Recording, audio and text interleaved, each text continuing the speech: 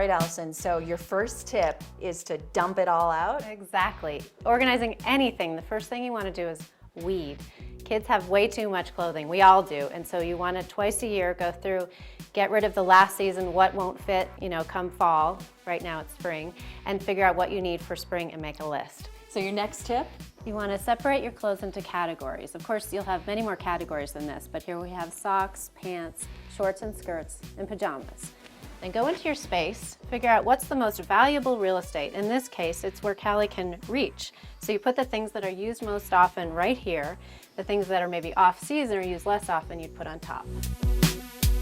The next tip is hands down the most important thing to do in organizing. You have to get the right containers. It can be a little investment up front, but it lasts. So once you've figured out where things are going, you measure your space, front, back, and the height. Make a list of, for example, how many shelves there are.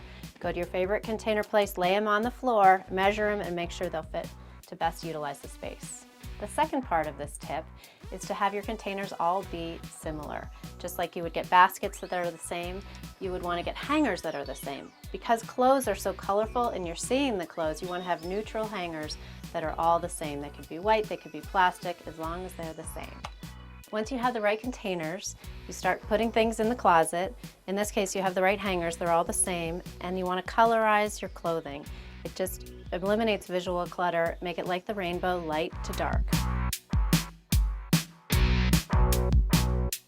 The next tip is you want to keep the floor clean and the top shelf clean. It makes it easier to keep it clean, literally, as well as it just makes a more streamlined look and eliminates the visual clutter. If you remember at the beginning, there were things all over the floor, which are like most kids' closets, as well as on top.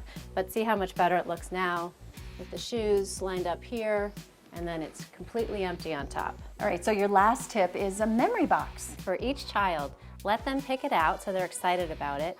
These are for things that you don't want to have clogging up the closet. They don't need it every day, but baby blankets, pom-poms, anything that's special to them that they decide they want to have in 20 years. And that's a decision they get used to making, and now my kids are better at that than I am. That's great. And this is a container store. This is from the container store. It has this cute cover.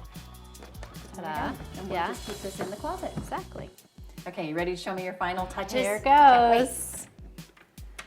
Wow, Here it is. Totally different closet. Completely different. She's gonna be so excited. I love the pink. So tell me your final touches. Okay, so the final touches, we found these great containers from the container store, these gingham baskets. We use the pink all together, and then over here you'll see the green all together. They also come in blue and yellow.